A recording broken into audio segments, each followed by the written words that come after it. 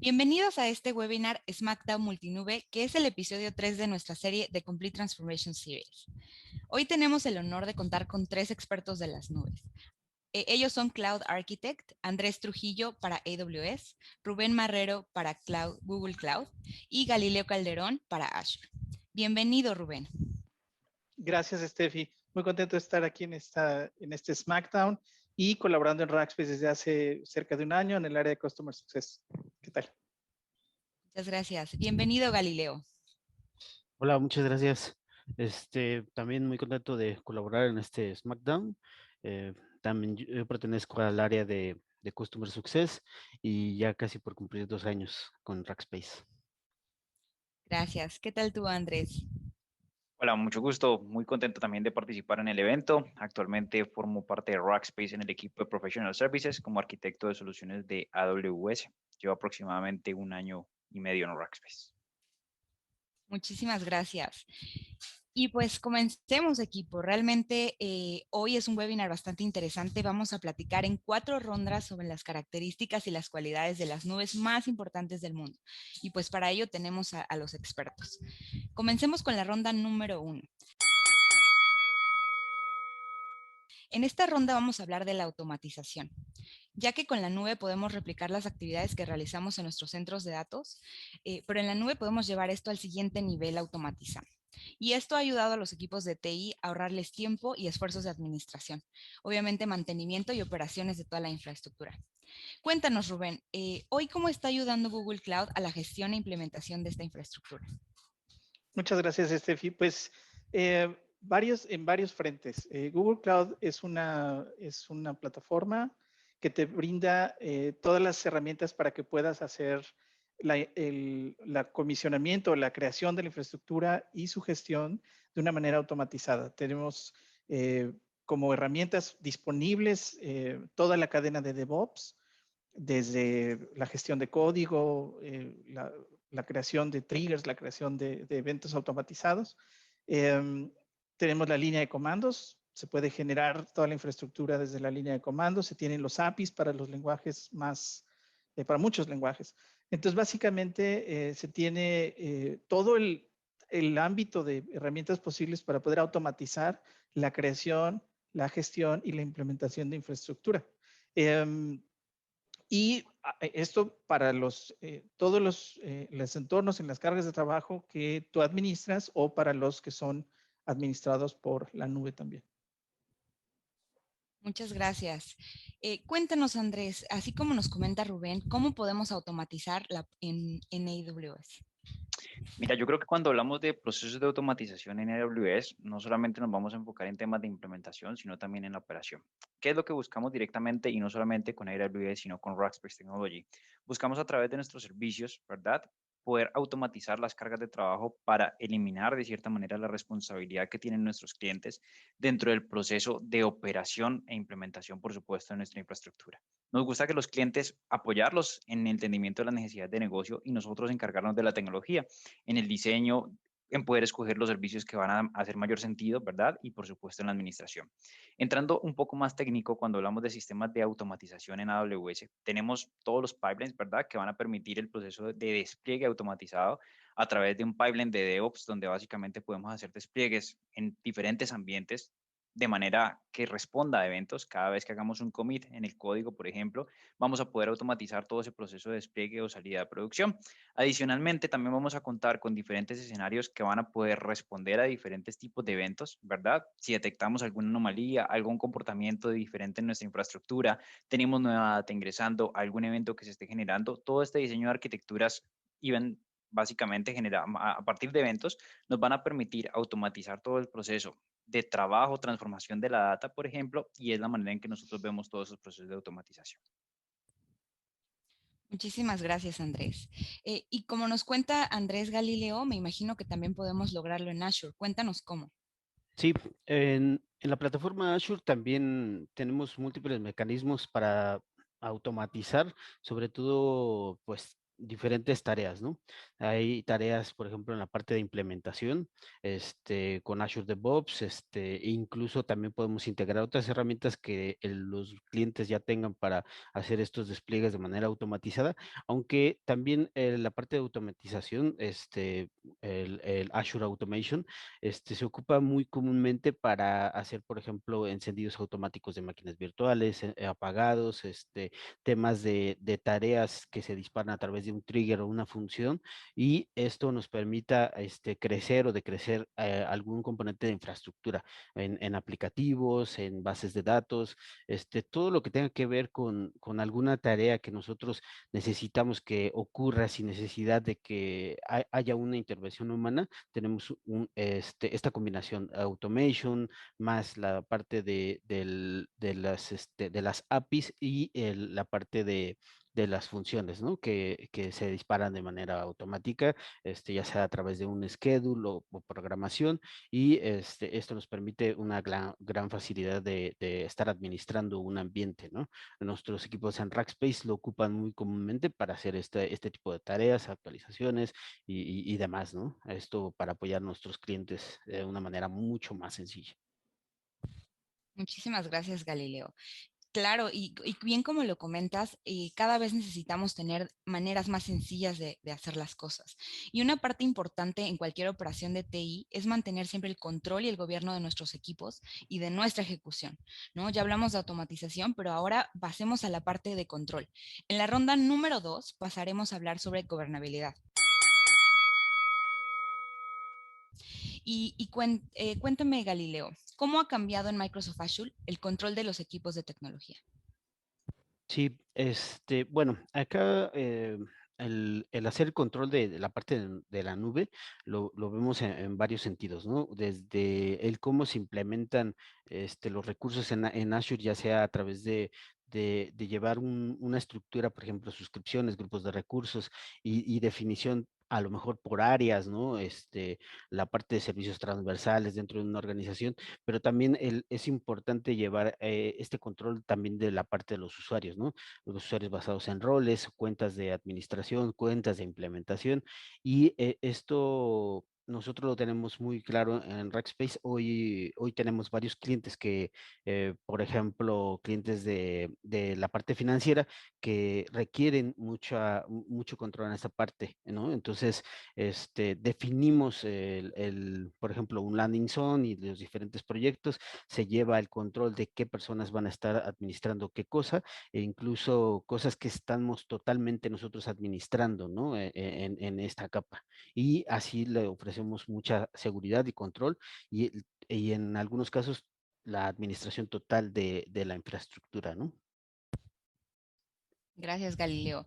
Andrés, cuéntanos, como nos comenta Galileo, de este control total de infraestructura, ¿podemos lograrlo en AWS? Sí, claro que sí. Mira que de hecho las nubes se han enfocado y va a ser parte tal vez de lo que comentábamos hace un poco del modelo de responsabilidad compartida. Cuando nosotros tenemos diferentes cargas en la nube pública, vamos a tener que tener el control de cada uno de los recursos que nosotros estemos desplegando. Por eso es muy importante controlar quién accede, ¿verdad? Cómo estamos exponiendo nuestros servicios, qué estamos desarrollando y cuál debe ser el objetivo realmente de nuestra infraestructura. Entonces, si vamos a hablar ya como tal de control y entrando un poquito en los detalles de pronto de algunos servicios que nos permite, creo que el centro como tal que pudiéramos definir a partir de una buena definición de arquitectura en nube parte de toda la implementación de un landing zone que en AWS lo automatizamos a través de servicios como Control Tower. A través de Control Tower podemos generar en conjunto con algo que llamamos AWS Organizations, me permite generar absolutamente una estructura de todas las cuentas que voy a generar en AWS para poder definir en qué cuentas voy a, por ejemplo, lanzar escenarios productivos, en qué cuentas escenarios de desarrollo, de calidad, ¿verdad? Porque cada uno de ellos va a tener diferentes permisos, diferentes capacidades de lanzamiento, ambientes de pronto un poco más efímeros que voy a destruir y a crear de acuerdo a la manera en que vaya lanzando, y asociado a todas las tecnologías de release pues voy a poder tener diferentes tipos de componentes, ¿verdad? Diferentes tipos de permisos para desarrolladores, para gente que está operando, para managers y demás. Entonces, a través de Control Tower yo voy a poder definir una serie de políticas que conocemos como Service Control Policies que van a poder limitar dentro de cada una de las cuentas los permisos que yo voy a poder manejar, ¿verdad? ¿Quién tiene permiso a qué cosa? Adicionalmente, manejamos algo que se llaman guardrails, que básicamente te van a permitir tener algunas configuraciones específicas de seguridad, ¿verdad? Que van a limitar o que van a asegurar realmente desde el core de Control Tower para que todas mis cuentas vayan sobre ese compliance que yo he generado. Dentro de todo ese proceso y asociado a toda esa organización de cuentas, vamos a definir estrategias o cuentas de seguridad, de auditoría, ¿verdad? Que donde hacen un énfasis muy importante servicios como Config, CloudTrail, que básicamente me van a auditar el inventario de mi infraestructura, qué está pasando con ella, si la infraestructura dentro de alguna configuración que yo he hecho se está desviando de ese compliance que yo he definido desde un principio. Ahí es donde Config, por ejemplo, puede lanzar alertas que me permiten automatizar las correcciones, ¿verdad? O simplemente alertarlas.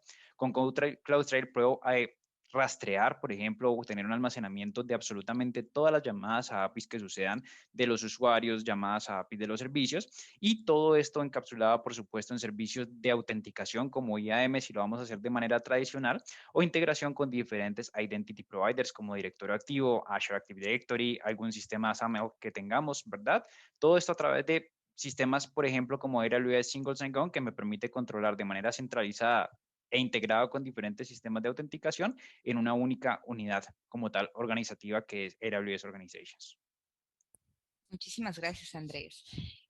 Rubén, ¿cómo en tu experiencia hemos logrado toda esta parte de accesos y monitoreo en GCP?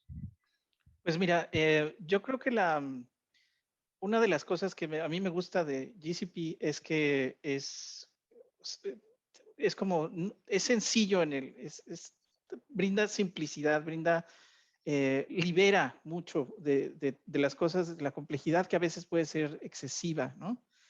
Básicamente, hablemos específicamente de IAM, de Identity Access Management. Es una estructura jerárquica en donde tú describes los diferentes permisos que deben de tener tus equipos funcionales, las personas o las automatizaciones, para acceder a los recursos que quieres gobernar. Esto es muy sencillo y muy intuitivo. Tú básicamente creas una jerarquía donde dices, bueno, vamos a poner el equipo de desarrollo de finanzas, ¿no? Y el equipo de QA y el equipo de no sé qué, o por regiones.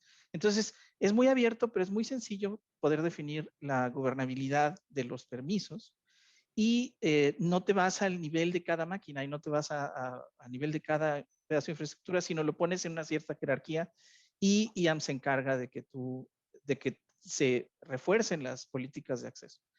¿Por qué me estoy centrando en esto? Para traer de manifiesto la simplicidad. O sea, básicamente tenemos que hacer una jerarquía como si fuera un árbol, donde se van aplicando los permisos aditivos que uno requiere y esto gobierna los recursos finales. Así de simple y así de poderoso, la verdad. Wow, Rubén, suena bastante interesante. Y esto me surge la duda porque todos ustedes nos comentaron acerca de la simplicidad de qué es los accesos, el control. Sin embargo, me imagino que la parte de seguridad también pesa, porque todo esto pues tiene que ver directamente con cómo pueden atacar a nuestros ambientes o cómo podemos acceder a ellos. La nube finalmente es hardware ubicado en alguna otra parte del mundo. Entonces, cuéntenos, en su experiencia, ¿existe la probabilidad de fallos o de problemas? Pero ¿cómo nos ayudan las nubes a prevenir, a recuperarnos en caso de un incidente, Andrés? Mira, yo creo que tocaste dos puntos importantes, seguridad y recuperación ante posibles incidentes, ¿verdad? Entonces, rápidamente a nivel de seguridad. Nuevamente, creo que cuando hablamos de seguridad es muy importante hablar de los modelos de responsabilidad compartida. El proveedor de nube pública, en este caso AWS, va a encargarse de ciertas capacidades dependiendo del tipo de servicio. Es cuando hablamos de IaaS, PaaS y SaaS. Cada uno va a tener un nivel de responsabilidad donde tradicionalmente, como AWS, se encargan de las capacidades físicas, ¿verdad? De las capacidades de servidor, ¿listo? Hasta el acceso físico de las máquinas. Si subimos a un nivel PaaS, pues van a tener a cargo el sistema operativo, ¿verdad? Parcheo del sistema operativo, por supuesto. Y si hablamos de bases de datos, pues hasta el motor como tal de la base de datos. Así sucesivamente vamos subiendo hasta el servicio serverless. ¿Dónde está la responsabilidad de seguridad de nosotros? Básicamente en el desarrollo de aplicaciones, que podamos desarrollar aplicaciones seguras, que diseñemos arquitecturas que estén protegidas, que no le abran un espacio a todo el mundo, ¿verdad? Sino solamente a los recursos, siempre con el principio de mínimo acceso posible, solamente lo que se requiere. Y ahí es donde partimos elementos de seguridad. Existen, digamos, diferentes frameworks como el Well Architected Framework, donde nosotros diseñamos arquitecturas seguras y resilientes para nuestros clientes. Entonces, ahí partimos del principio de seguridad, básicamente garantizando de tener arquitecturas bien definidas y servicios adicionales que me permiten identificar de manera reactiva y proactiva cuando está ocurriendo un incidente de seguridad. Asociado a los temas de seguridad está también el tema que mencionaste de pronto de disaster recovery, ¿verdad? O resiliencia o poderse recuperar ante diferentes fallos. Pueden existir diferentes escenarios. En AWS tenemos algo que se llaman regiones y zonas de disponibilidad. Las zonas de disponibilidad generalmente yo las veo como diferentes data centers que están aislados entre ellos al menos 100 kilómetros y las regiones al menos aislados 600 kilómetros entre ellas. Con esto, ¿qué buscamos? Cuando diseñamos arquitecturas, si una zona de disponibilidad se cae, que las otras no se vean afectadas. Al final de cuentas, es como AWS va a garantizar unos SLAs más altos, ¿verdad? Cuando desplegamos nuestras arquitecturas y nuestros servicios en diferentes zonas de disponibilidad, donde la recomendación es al menos 2 zonas de disponibilidad o 3 zonas de disponibilidad en algunos casos. Es importante poder definir esto como un escenario de alta disponibilidad, donde podemos recuperarnos en una zona de disponibilidad alterna. Sin embargo, en algunas ocasiones va a depender mucho del Business Continuity Plan que hayan definido nuestros clientes a nivel de RTO y RPO para poder definirlo como un DRP.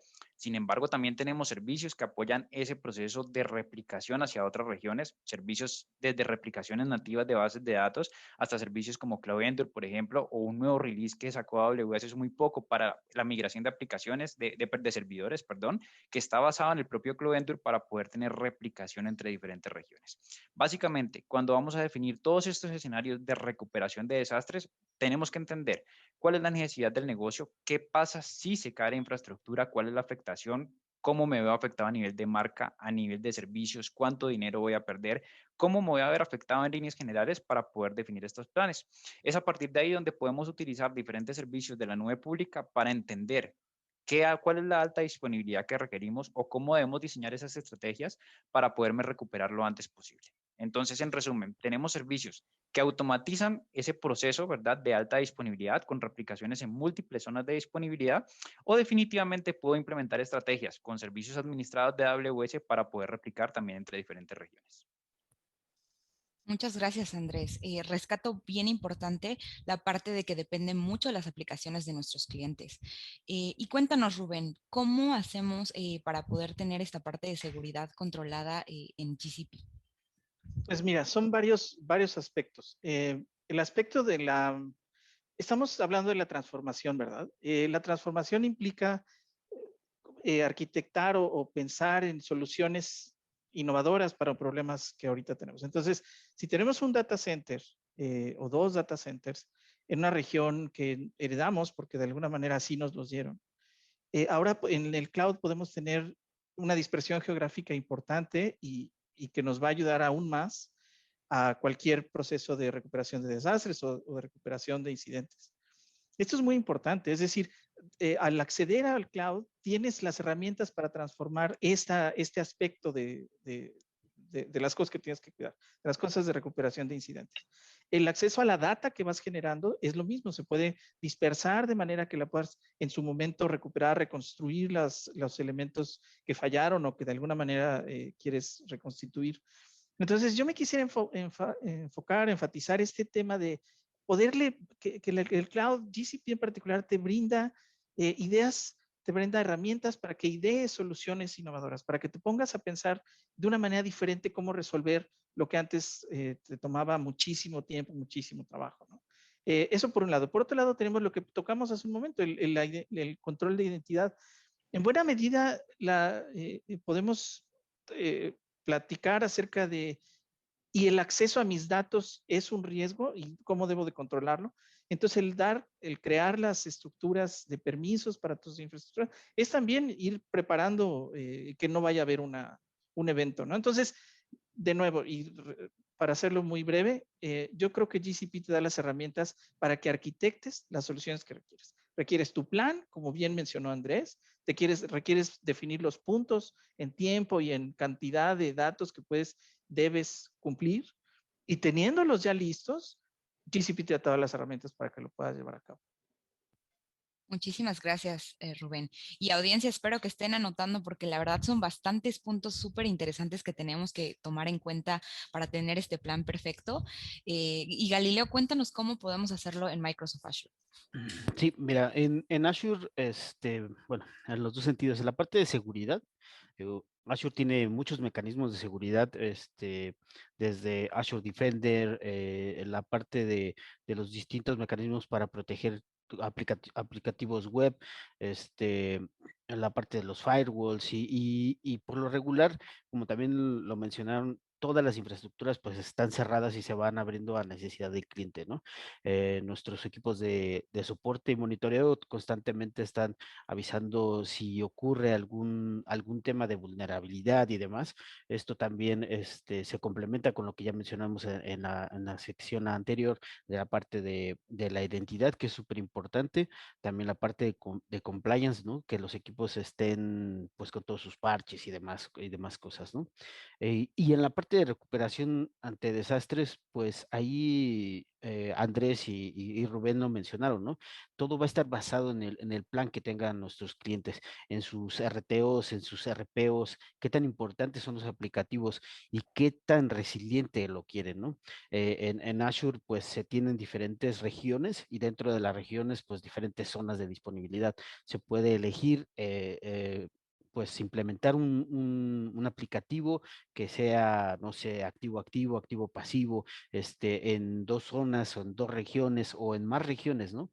También lo que he visto que también es muy, muy importante y que también nos da otra ventaja a la nube es que em, esta facilidad de tener componentes que sean implementados de una manera muy rápida también nos ayuda a todo el tema de resiliencia. Por ejemplo, si tenemos un cliente que hoy nosotros implementamos con código y todo el código que utilizamos para implementar su infraestructura lo podríamos implementar en otra región de una manera muy rápida. Y entonces esto nos da una ventaja de sacarle provecho a lo que ya construimos previamente e implementarlo en otra región si se llegara a perder el servicio en una región principal, ¿no? Entonces, como bien decía Rubén, los mecanismos en nube son muy variados. El tema es ahora, ¿cómo podemos ir resolviendo estos problemas, ¿no? Tenemos múltiples herramientas que podemos sacarle mucho provecho para todo el tema de resiliencia, ¿no? Entonces, desde también, como bien lo mencionó Andrés, desde poner réplicas de las bases de datos en múltiples regiones, mecanismos de replicación nativos como Azure Site Recovery, tenemos N cantidad de herramientas. El tema pues, es sacarle provecho y que también esté adecuado. Yo también coincido con muchos clientes en el tema económico, ¿no? Porque muchas veces dicen, pues mi RTO y mi RPO es muy pequeño, muy bajo en cuestión de minutos, casi segundos, pues obviamente cuando lo tratamos de llevar a la realidad, esto es costosamente alto, ¿no? Entonces, pues aunque queramos tener esto pues muy robusto, pues también en nuestra labor también está en dar recomendaciones que sea una solución muy robusta, multiregión, pero a lo mejor con un tema, llevando al tema económico, ¿no? De la mano, ¿no? Me encanta, Galileo. Muchísimas gracias. Ese punto es bastante importante, de relacionar la parte de costos con la parte de ERP, ¿no? No todo tiene que estar siempre 100% redundante y para eso están ustedes los expertos que nos pueden asesorar dónde debe de ir cada aplicación. Y pues directamente relacionado, me gustaría pasar a la ronda número 3, donde hablamos de la gestión de los datos, ya que los datos son un activo muy importante en las empresas que no siempre es explotado y no me dejarán mentir. Hemos visto con nuestros clientes que el análisis de datos ofrece muchas posibilidades, tanto analizarlos como para poder tomar mejores decisiones para el negocio, ¿no? Y con los servicios que tiene la nube de AWS, Andrés, ¿cómo podemos mejorar la estrategia de almacenamiento de datos? Mira, yo creo que los datos hoy en día son un activo muy importante. Y para poder definir una estrategia de manejo de datos, creo que también hay que entender inicialmente el propósito, ¿verdad? ¿Para qué los vamos a utilizar? ¿Qué hacemos con esos datos? ¿Los queremos explotar? ¿Son guardados por un propósito de compliance? ¿Nos están pidiendo almacenarlos por 20 años, por ejemplo?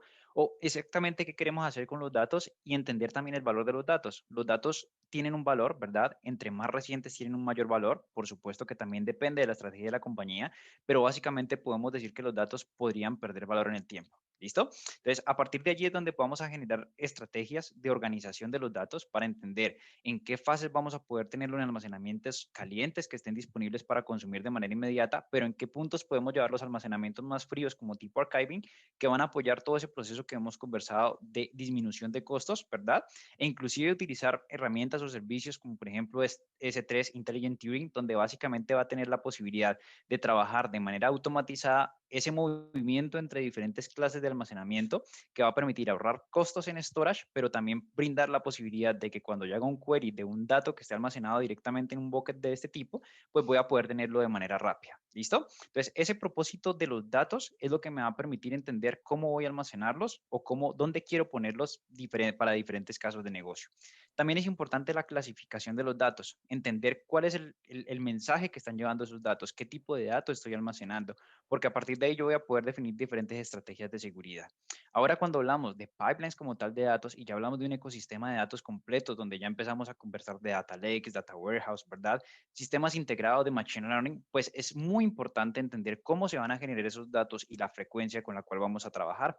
A partir de ahí podemos definir diferentes tipos de servicios de ingesta de datos en tiempo real, como servicios como Kinesis, Lambdas, ¿verdad?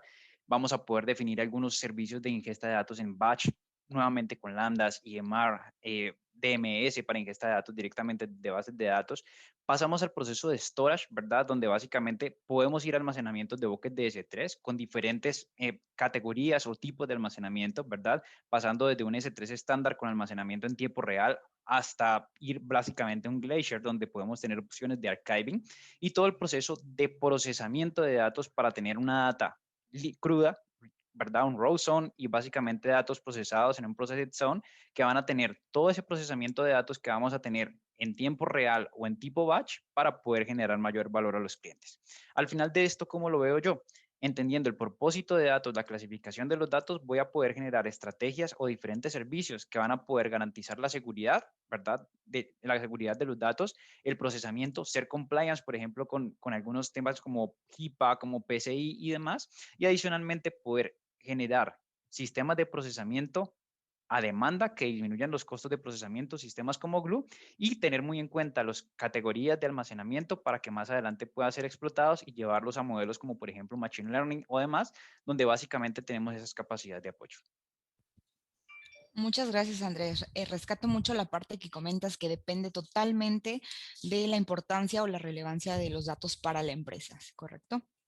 Y pues me gustaría escuchar de ti, Galileo, ¿hacia dónde va Azure con esta cuestión de manejo de datos? ¿Cómo funciona en Azure? Sí, en Azure también es muy, muy importante la parte de para qué se están utilizando estos datos y cómo se están utilizando.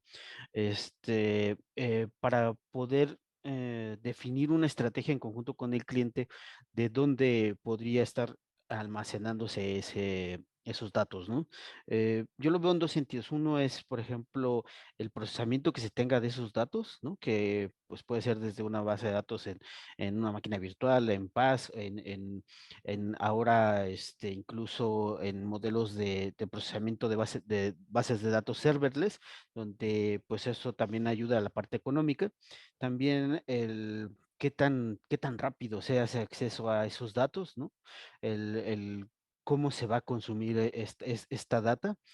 También podría quedar almacenado desde un data lake. Muchas veces los clientes quieren almacenar todos los datos, todo lo que tenga que ver con datos en una base de datos, ¿no? Ya sea relacional, no relacional, pero en mi experiencia me ha tocado ver que se pueden almacenar datos en cuentas de almacenamiento, por ejemplo, generando tablas, generando un blob storage donde se puede almacenar cualquier tipo de dato, ¿no? Sea video, imágenes, lo que sea, ¿no? También es muy importante también esa data. También se puede, estos datos que son transitorios, ¿no? Desde que van, eh, se pueden elegir mecanismos como Service Bus, como queues, hay infinidad de mecanismos que nos ayudan a estar almacenando y procesando estos datos, ¿no? También, como bien lo mencionaba Andrés, ¿no? Podemos tener data que es data de acceso muy poco frecuente, y también este blob storage nos ayuda a tener este multi-tier, incluso hasta el nivel archiving, ¿no? Para almacenar por más de 10 años. Esto nos ayuda a que toda esta data que no es accedida comúnmente, pues la almacenemos, y cuando tengamos un tema de auditoría o alguna cuestión de cumplimiento donde necesitemos esa data de vuelta, lo podemos también traer de una manera muy rápida o de una manera, digamos, común, ¿no? Esperando el SLA que nos da Microsoft en este sentido. Entonces, tenemos el tema del almacenamiento. También cabe mencionar que en este punto del almacenamiento, pues, podemos ocupar el poder de la nube, otra vez eligiendo datos georredundantes, datos solo de lectura en algunas otras regiones, en algunas otras zonas, ¿no? Ocupando múltiples mecanismos. Lo importante es conocer para qué se va a ocupar el dato. Inclusive también, ahorita también se viene a mente todos los datos que va generando empresas, que ya utilizan, por ejemplo, temas como IoT, ¿no? Que también, Azure también tiene su propia suite de IoT, donde también almacena y procesa estos datos, y al final, podemos tener estos datos en múltiples fuentes, con múltiples tiers e incluso velocidad de acceso y demás, y poderlos presentar en otra capa distinta, ¿no? Entonces, yo creo que eso es en lo que Azure podría apoyar para nuestros distintos clientes. Muchísimas gracias, Galileo. Bastante interesante lo que nos comentan, bueno, hasta ahorita Andrés y Galileo, la parte de almacenamiento tradicional y cómo va evolucionando o qué herramientas nuevas tenemos en las nubes, ¿no? Y me gustaría escuchar del lado de Google Cloud, Rubén. Cuéntanos esta parte tanto almacenamiento día a día con cómo está evolucionando.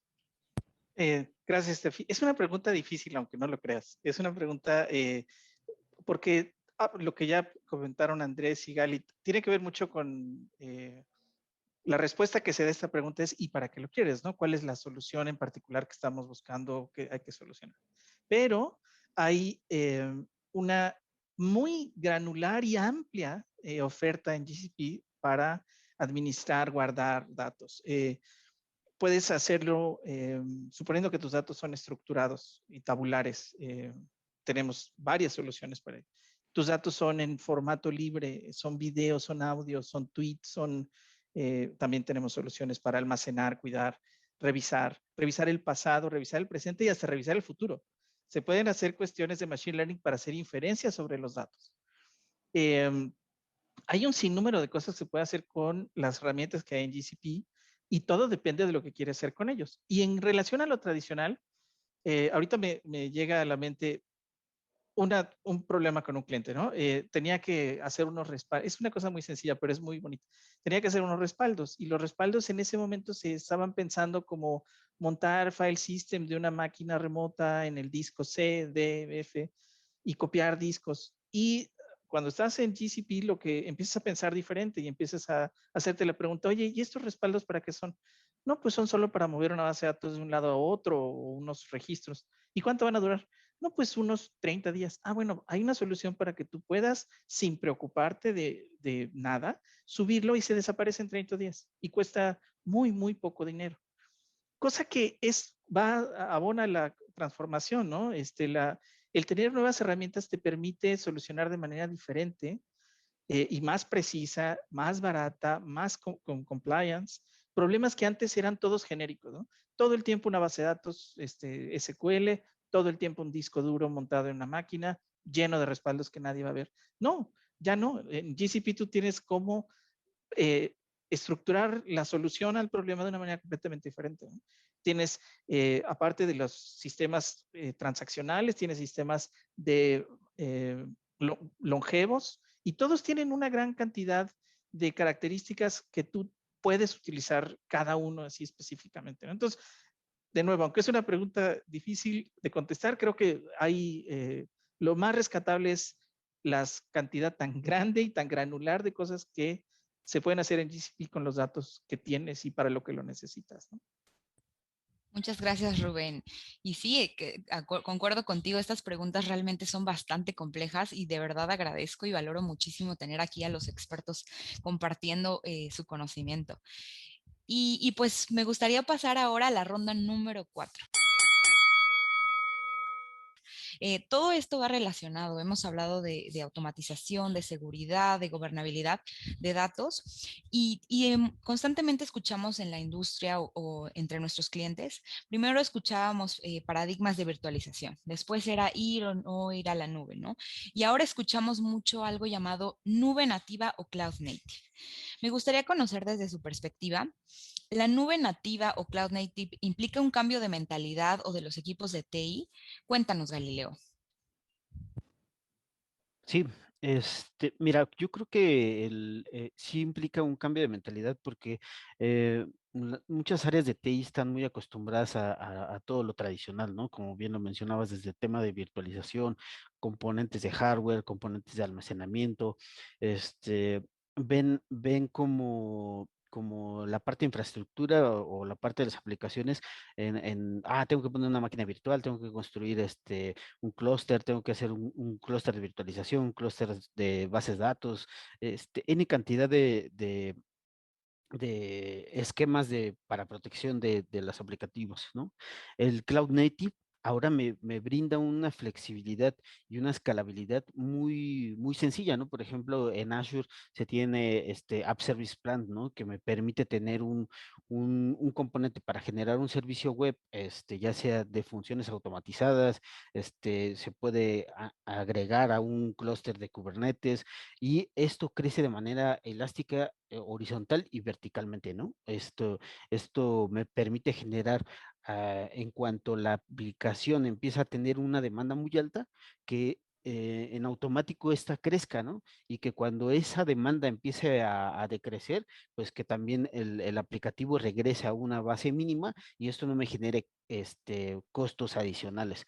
Si quisiera hacer en un esquema de virtualización esto, pues sería muy costoso, tendría que tener N cantidad de máquinas y sería muy problemático, ¿no? Ahora en la nube pues tenemos cosas desde funciones serverless, como decía también, incluso ya bases de datos serverless que en el momento que yo le dé una instrucción, empieza a generar el cómputo necesario para empezar a leer o hacer un query hacia la data, ¿no?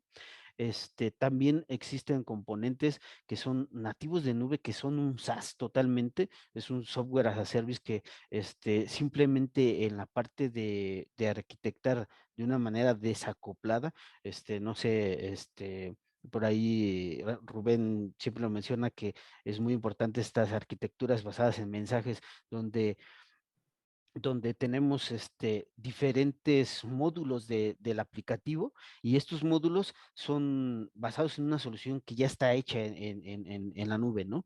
Desde encolar, hacer una tabla, una lista, hacer un trigger, y esto ya no lo meto todo en una sola aplicación, sino que desacoplo toda la aplicación y cuando yo quiera crecerla, pues va a ser de una manera muy sencilla, muy rápida con componentes como te mencionaba, ¿no?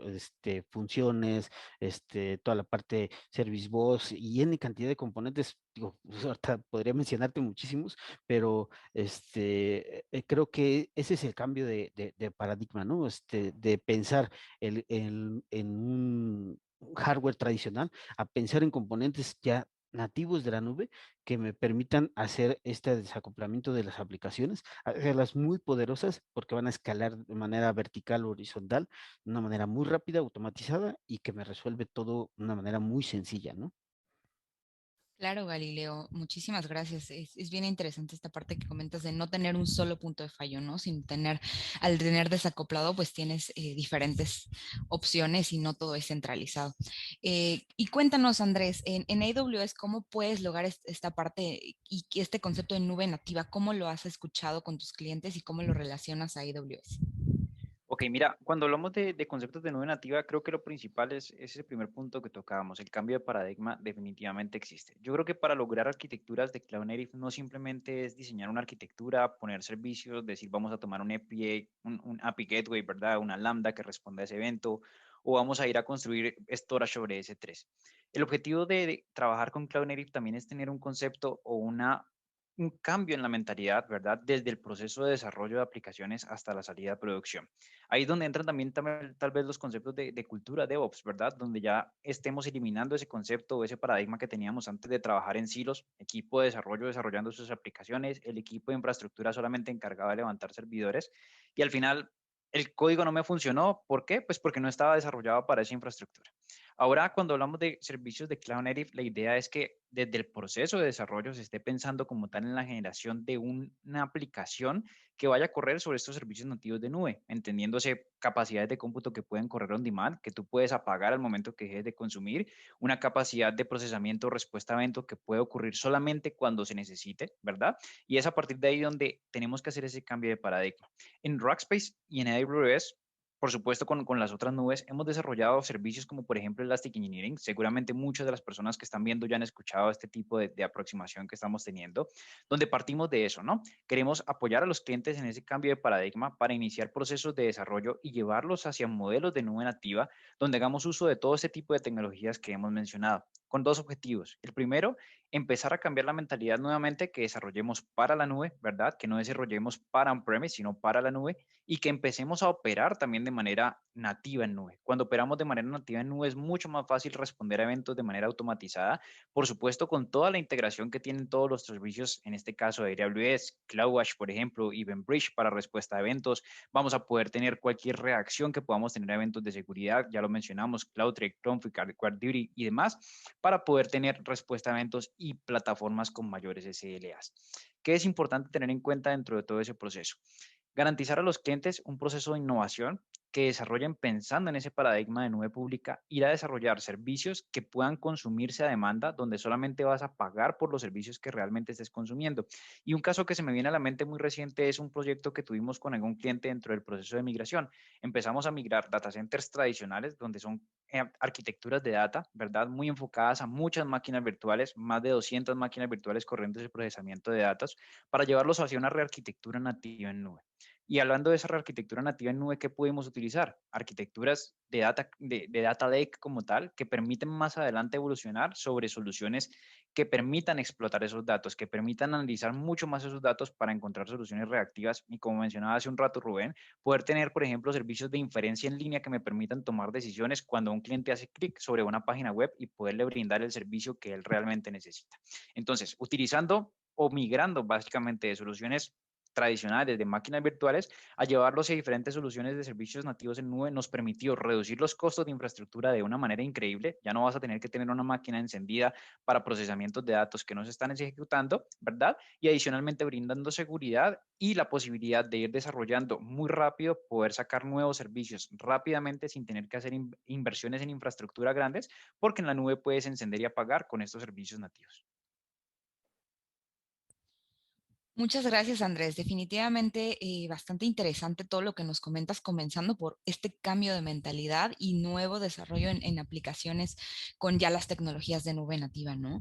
Me llama muchísimo la atención también conocer cómo lo hacemos en Google, Rubén, y sobre todo también qué tan fácil es, qué tan complejo es, cómo Rackspace pudiera ayudar a esta parte de nube nativa. Rubén, cuéntanos. Muchas gracias, Tefi. Mira, para mí la nube nativa, hay mil definiciones, pero a mí me gustaría centrarme en unas cuantas. Control, tener el control de tu infraestructura en términos de escalabilidad y de, más que escalabilidad, de flexibilidad, de que pueda respirar, que pueda crecer y decrecer conforme lo vas definiendo. Que esté orientada a eventos es una muy buena forma de hacer una arquitectura que que funcione en la nube, y en lo personal, que sea open source. Entonces, ¿cómo nos transformamos?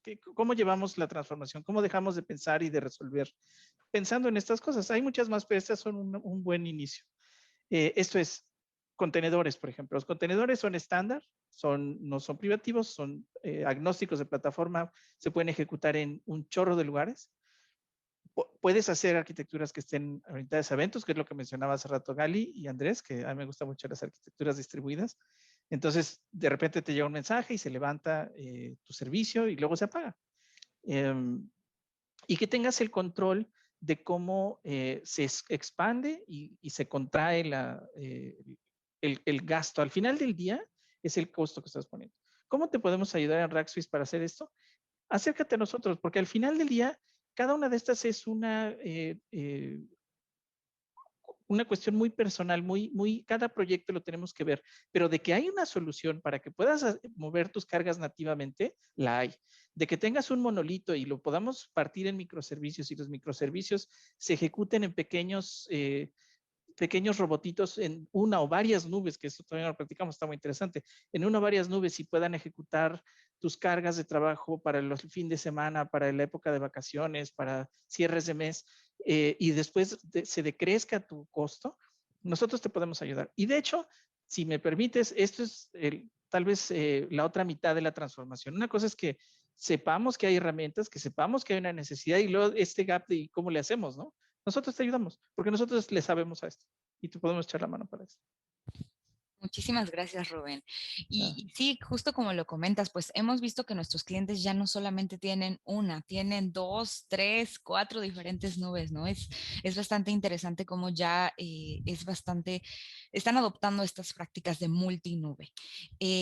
Estamos recibiendo bastantes preguntas aquí en el chat. Si quieren, también invitamos a la audiencia que sigan haciendo porque queremos dar unos minutos ahorita para contestarlas. Por favor, siéntanse en toda confianza de seguir preguntando. Y pues ya quisiera terminar aquí la conversación, aunque está bastante interesante y pudiéramos seguir todo el día para responder algunas preguntas y tener tiempo. Muchísimas gracias por su participación hasta ahora y pues vamos a pasar a las preguntas y respuestas.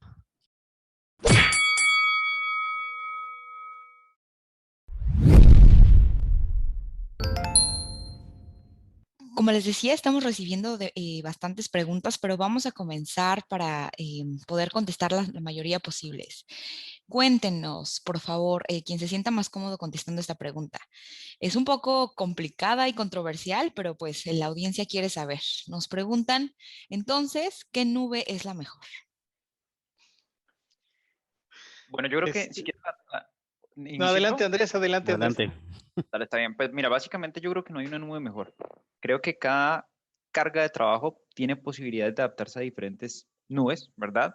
Y generalmente cuando llegan este tipo de solicitudes o clientes que de pronto vienen con diferentes arquitecturas, lo que hago es intentar entender cuáles son las cargas de trabajo, entender las tecnologías sobre las cuales queremos apalancarnos y por supuesto analizar todo el programa, por ejemplo, de descuentos que podemos tener en las nubes, ¿verdad? Tipos de licenciamiento, si el cliente está interesado en hacer refactor de aplicaciones como tal, o cuál es el objetivo del cliente.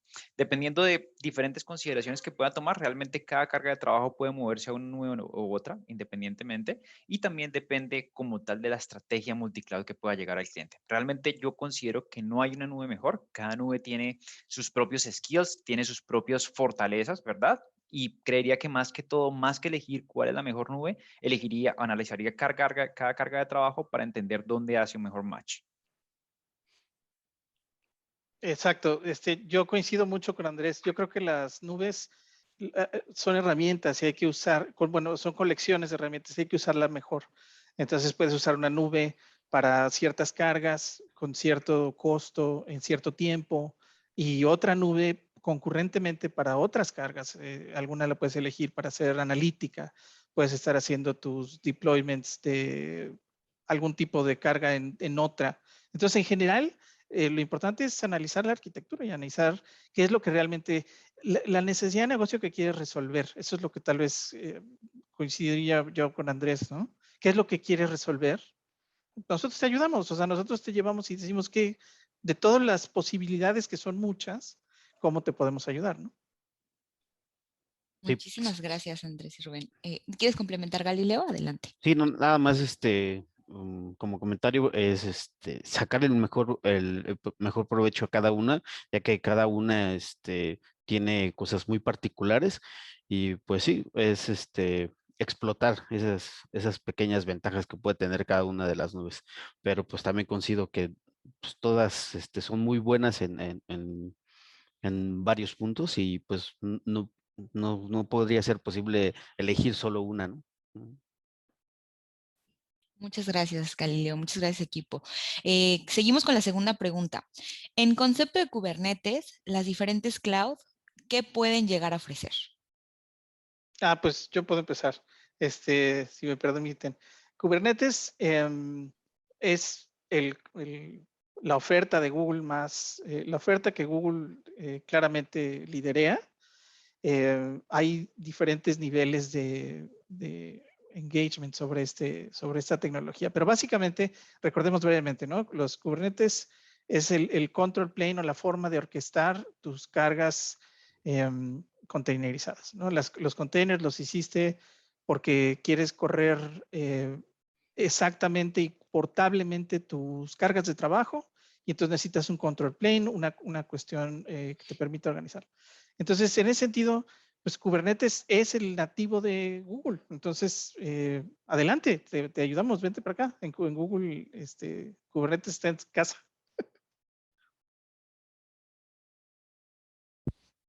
Buenísimo, muchas gracias, Rubén. Sigamos con las preguntas. Nos pregunta Bernardo, ¿de qué depende para que pueda yo orientar a mi cliente hacia una nube u otra?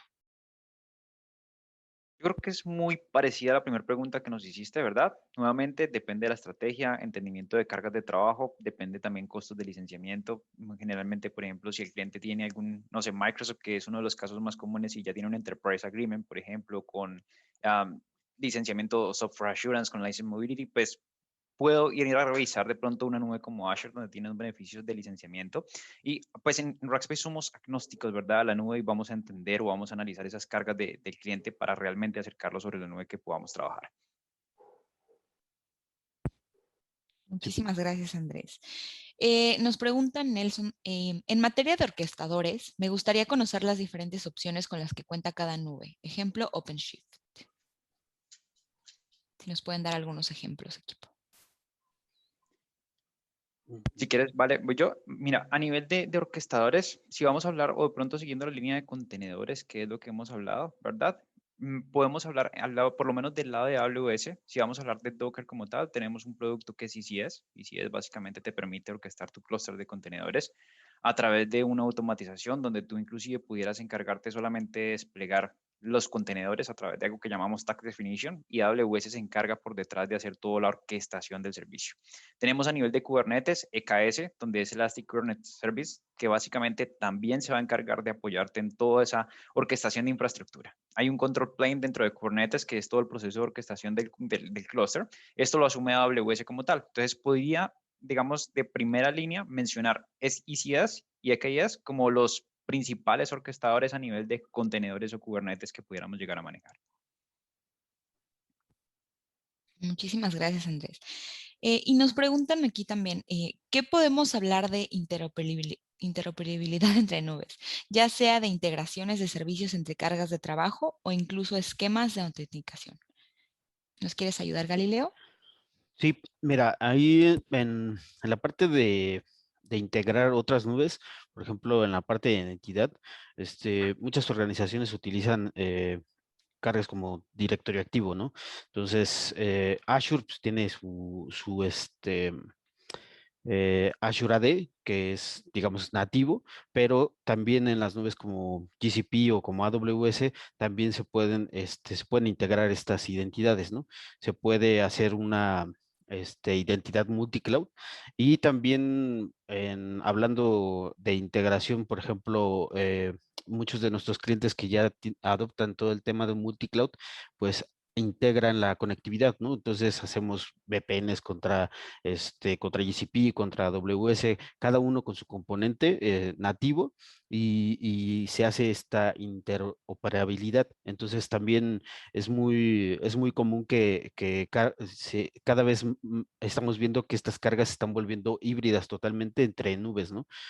Servicios web, servicios de almacenamiento, ya no solamente lo quieren tener en una sola nube, como por ejemplo Azure, sino que también ya almacenan en otras nubes como S3 o como en la parte de GCP, igual en los blobs, ¿no? Ujú. Muchísimas gracias, Galileo. Nos pregunta Bernardo, ¿qué recomiendan hacer para romper el paradigma con los clientes de que la nube no es una opción segura y robusta? Pues Mira, sí me, bueno, dale, dale, Rubén. perdón. Si quieres, Ok. los dos la respondemos brevemente. Yo creo que en el caso de GCP, pero es lo mismo con todas, hablar de seguridad es muy importante. Ellos han creado, o sea, la oferta que hay para los clientes está basada en lo que ellos utilizan. Es el mismo caso de AWS. Entonces tenemos un gran camino avanzado. Lo podemos contrastar con nuestros data centers y podemos ver que accederíamos de entrada a una operación del día a día de alto nivel, de primer nivel, y la seguridad que nos brinda. Entonces, yo diría que ganas seguridad yéndote a la nube, pero te lo dejo, Andrés.